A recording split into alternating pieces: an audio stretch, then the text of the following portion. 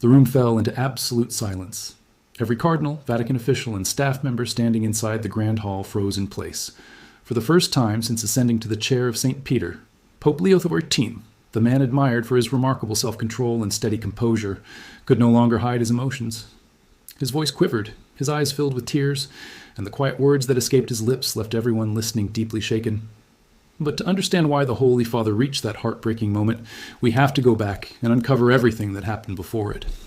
The path leading to those tears tells a story far more powerful than anyone expected, and by the end of it, you may find yourself thinking differently about your own family. The first week of July 2026 had already become one of the most demanding periods of Pope Leo's papacy. The Vatican was operating at full speed. Officials rushed through marble corridors carrying stacks of important documents, while telephones rang almost nonstop. Diplomatic communications poured in from Washington, Brussels, the United Nations, and governments around the world. Staff members were surviving on very little sleep as security procedures were tightened and preparations continued for several major events. The Pope's schedule had become so overwhelming that veteran Vatican officials compared it to the hectic weeks following the funeral of Pope Francis 14 months earlier. Yet beneath all the diplomatic meetings, official ceremonies, and international responsibilities, Pope Leo carried a burden that had nothing to do with politics or administration. It was something deeply personal. For weeks, he had quietly shared pieces of it, only with a few trusted Augustinian brothers. He spoke about his family, about the generations who came before him, and about those whose sacrifices had made his own journey possible, even though they would never live long enough to witness it. At the same time, 3 significant events were moving toward one another, and together they would create perhaps the most emotional moment of Pope Leo's papacy. The first was the Liberty Medal ceremony, scheduled for July 3rd at Philadelphia's National Constitution Center. As the first American pope, Leo had been chosen to receive one of the United States' highest civilian honors just before the nation celebrated its 250th independence anniversary. He would deliver a live video address from the Vatican before an audience representing more than 30 different faith traditions. The second event was his pastoral visit to Lampedusa, the small Mediterranean island that had become one of Europe's strongest symbols of the migration crisis. The journey was intentionally scheduled for July 4th, the very day Americans celebrated Independence Day, giving it tremendous symbolic meaning. Yet there was a third event that almost no one outside the Vatican knew about. Inside the Apostolic Palace, Pope Leo quietly arranged a private meeting that would ultimately reshape the emotional direction of his papacy. Surprisingly, the subject was neither politics nor church governance. It was my grandparents. The idea had begun taking shape weeks earlier. During the middle of June, the Vatican released Pope Leo's official message for the upcoming 6th World Day of Grandparents and the Elderly, scheduled for July 26. The theme he personally selected came from the book of Isaiah. I will never forget you. When Vatican officials first received the draft, they assumed it was simply another annual pastoral message prepared through the normal editorial process. Instead, they discovered something entirely unexpected. Pope Leo had written the original draft himself, filling page after page by hand on yellow legal pads, the same notebooks he had used since his days as a seminary student in Michigan. As members of the communications office carefully read the manuscript, they realized they were holding far more than a formal church document. It read like a deeply personal confession. The Pope reflected on growing up in Dolton, Illinois, a working-class suburb just outside Chicago. He remembered his mother, Mildred, a librarian, whose faith shaped every part of family life, waking her 3 sons before sunrise each morning to attend the 6:30 Mass before school. He also wrote about his father, Louis, a World War II veteran who survived the Normandy invasion before dedicating his life to educating children in public schools. But what truly surprised everyone were the heartfelt passages describing his grandparents. His paternal grandfather, Salvatore Giovanni Gaetano Rigitano, was born in Milazzo, Sicily, on June 24, 1876. In 1903, during the Great Wave of Italian immigration, he crossed the Atlantic carrying little more than determination and hope. He arrived in America with almost nothing. No wealth, no powerful connections, and no certainty about the future. Eventually, he found work in Illinois, teaching music and tutoring languages. There he married Suzanne Louise Marie Fontaine, a French immigrant born in Le Havre, Normandy, in 1894. Together, they endured years of hardship while slowly building a new life in Chicago, like countless immigrant families. They reinvented themselves. They adopted the surname Prevost, inspired by Suzanne's maternal family, and raised their children as Americans, not because acceptance came easily, but because they refused to surrender their dreams. Suzanne remained deeply devoted to her Catholic faith throughout her life, eventually joining the Third Order of Carmelites. She died in 1979 at the age of 83. Salvatore, who spent much of his life known as John Prevost, passed away in 1960 after living decades under a different name, speaking a different language, and calling a foreign country home. Yet remarkable as their story was, the history of Pope Leo's maternal grandparents proved even more extraordinary. Joseph Martinez entered the world in Santo Domingo in 1864, during a period when the island of Hispaniola was still shaped by Spanish rule. His future wife, Louise Bachier, was born 4 years later in New Orleans. She was a mixed-race black Creole woman raised in the city's historic 7th Ward, a neighborhood celebrated for its rich Catholic traditions, vibrant culture, and remarkable resilience despite generations of racial prejudice. On September 17, 1887, Joseph and Louise were married at Our Lady of the Sacred Heart Church in New Orleans, beginning a life together that would be marked by faith, endurance, and constant adaptation. Official records rarely told a consistent story about who they were. Depending on where they lived and who completed the paperwork, census documents identified them as black, mulatto, or even white. Their racial identity seemed to change from one record to another, reflecting the confusion and discrimination of the era rather than the truth of their lives. In the 1900 census, while living in New Orleans, they were recorded as black. Later documents described them differently. Society struggled to decide where they belonged, but Joseph and Louise never questioned their own identity. Sometime between 1910 and 1912, they moved north to Chicago, joining thousands of other families searching for greater opportunity. Like many migrants of their generation, crossing state lines also meant navigating a different social landscape. And over time, the way they were identified in official records shifted once again. Years later, historians from the historic New Orleans collection carefully traced the Pope's maternal ancestry and confirmed that his family roots reached deeply into New Orleans' Creole community, one of America's oldest Catholic populations. Despite poverty, prejudice, and uncertainty, Joseph and Louise preserved their faith with extraordinary determination, carrying it through every hardship as though protecting a fragile flame from the wind. Joseph passed away in 1926, and Louise followed in 1945. Neither would ever witness their grandson becoming a priest, nor could they have imagined that one day their great-grandson would lead more than 1 billion Catholics around the world as Bishop of Rome. Until this point, Pope Leo had never spoken publicly about these family stories in such detail. Even senior Vatican advisors found themselves surprised. When Cardinal Pietro De Luca, a respected member of the Dicastery for Laity, Family, and Life, finished reading the complete handwritten draft, he slowly placed the pages on his desk and looked toward the aide who had delivered them. "Has the Holy Father personally approved this version?" he quietly asked. The aide nodded without hesitation. "Every word," he replied. "He wants it published exactly as he wrote it."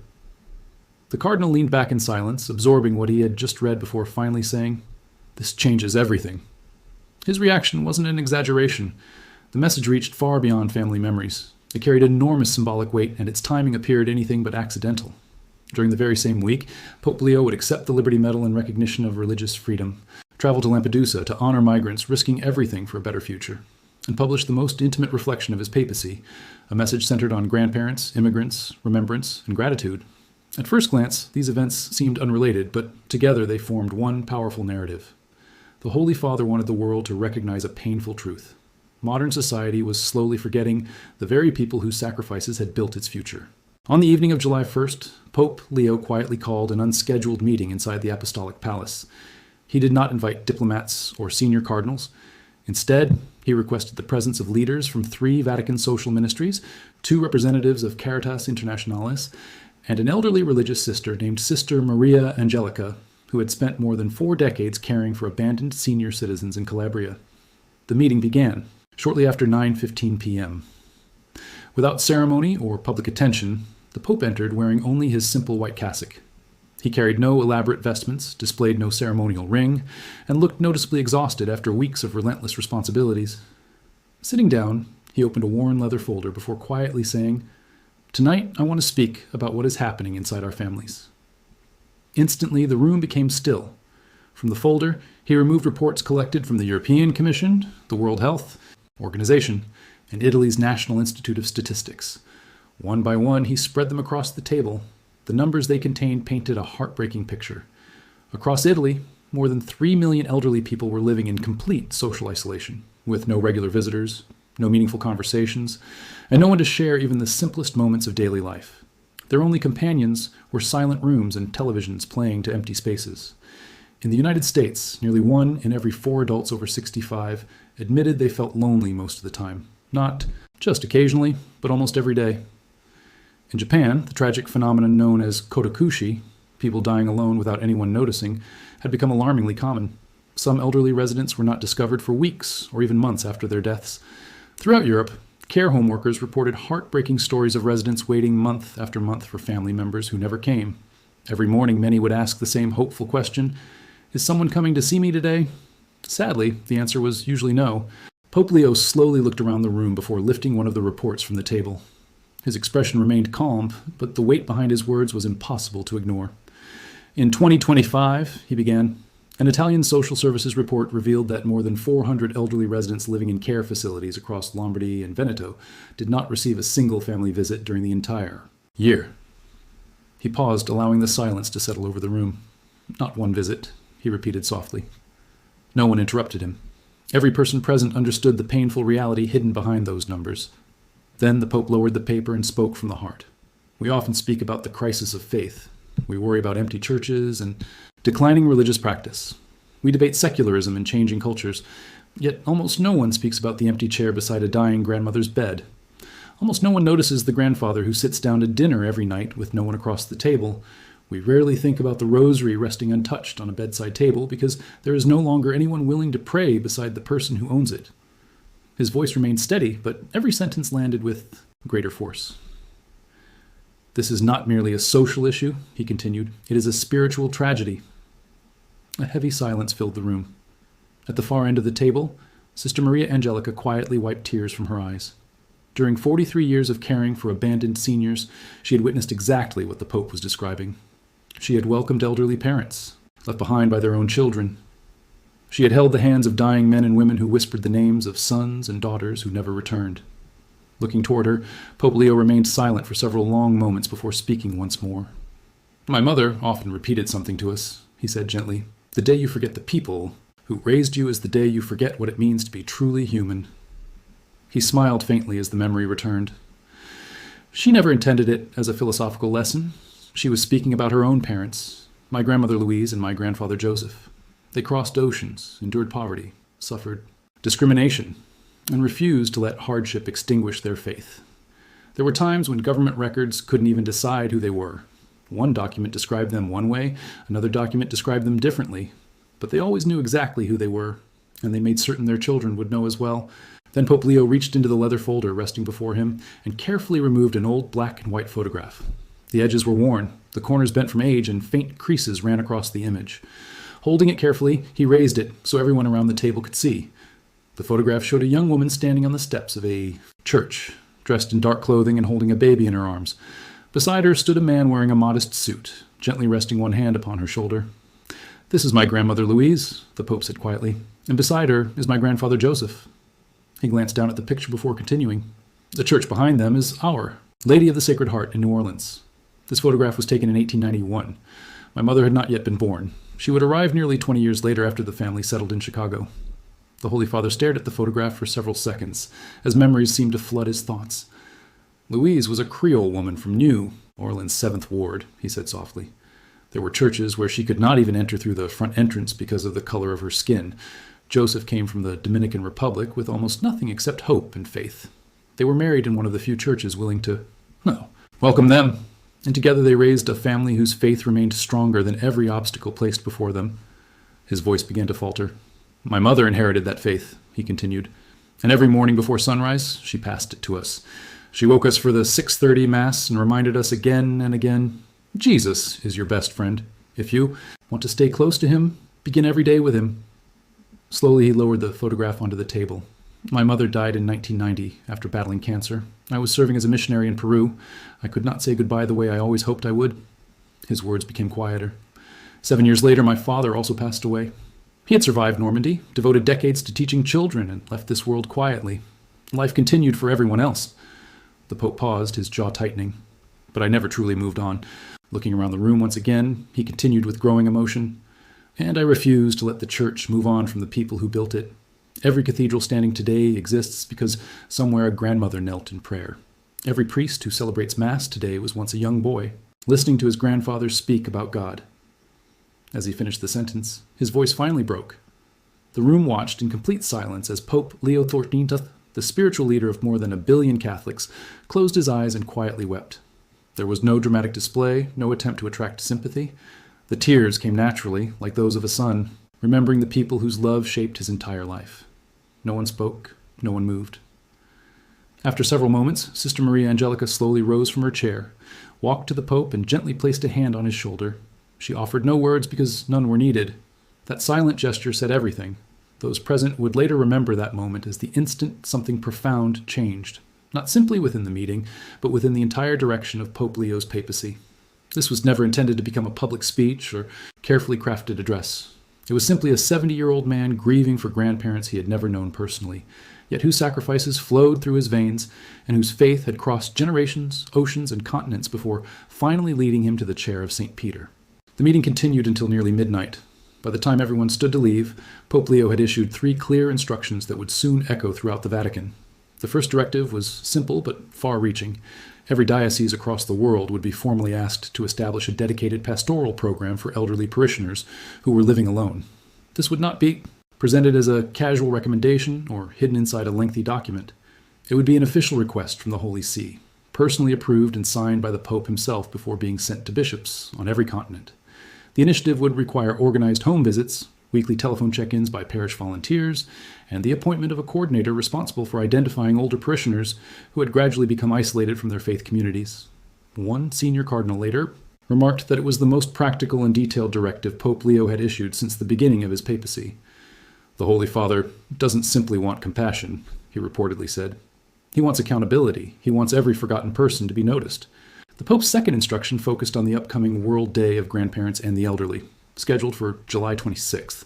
Rather than treating it as another annual observance, he wanted it elevated into a major liturgical celebration throughout the global church. Every cathedral was encouraged to celebrate a solemn Eucharistic liturgy dedicated to grandparents and senior citizens. More importantly, Pope Leo insisted that elderly parishioners should not merely be invited through general announcements. He wanted them welcomed personally, by name, through direct invitations from priests and parish volunteers.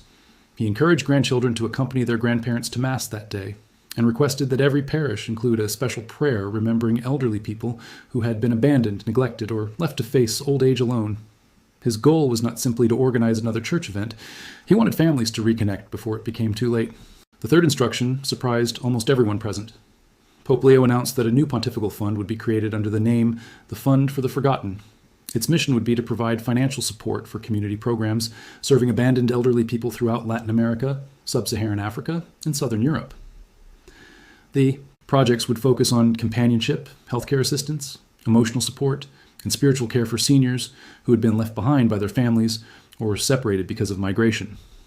Administration of the fund would be shared between the Dicastery for Laity, Family and Life and Caritas Internationalis. The Pope also made one point absolutely clear. The money would not come primarily from investment income or special endowments. Instead, a significant portion would be redirected from existing Vatican administrative budgets. Financial officials immediately realized the scale of what he was proposing. Initial estimates suggested the project would require tens of millions of euros over the coming years. Some administrators expressed serious concern, arguing that the Vatican was already facing considerable financial pressure after years of reform, public scandals, and the lasting economic consequences of the pandemic. According to several officials, one senior finance officer privately questioned whether the Pope fully understood the financial burden of such an initiative. As often happens inside the Vatican, the conversation eventually reached the Holy Father. His response came without hesitation. "Doing nothing will cost us far more," he replied firmly, "because a church that forgets its elderly has already begun to forget God." Those words spread rapidly through Vatican offices. By the following morning, nearly every department had heard the Pope's statement. Some welcomed it enthusiastically, others quietly worried about the practical challenges ahead, but no one doubted his determination. It became obvious that this was no temporary campaign or symbolic gesture. Pope Leo intended to reshape the Church's understanding of responsibility toward its oldest members. On the morning of July 2nd, the Vatican Communications Office completed its final review of the Pope's message for the World Day of Grandparents and the Elderly. Yet, after witnessing the private meeting only hours earlier, those responsible for publication read the document very differently. It no longer sounded like an annual pastoral reflection. It felt like the blueprint for an entirely new pastoral mission. Quoting the prophet Isaiah, Pope Leo reminded readers that God never forgets his children, describing how every human face is engraved upon the palms of the Lord's hands, and how his love surpasses even the love of a mother for her child. From there, the message turned toward the growing loneliness experienced by millions of elderly people across the world. The Pope described care homes, where residents slowly lost their identity until they were remembered only by room numbers or medical conditions. He reflected on families divided by migration, wars that separated generations, and economic systems that increasingly treated older people as burdens rather than blessings. Then came the sentence that quickly captured international attention. Across the world, he wrote, our societies are becoming dangerously accustomed to pushing aside one of the richest and most valuable parts of human life. Those words carried unusual power because everyone who had followed Pope Leo's recent journey understood they came not from theory, but from personal experience. He was speaking as a son who had lost both parents while serving overseas, as the grandson of immigrants who overcame poverty and discrimination, and as a man who understood what it meant for family history to disappear unless someone chose to remember it.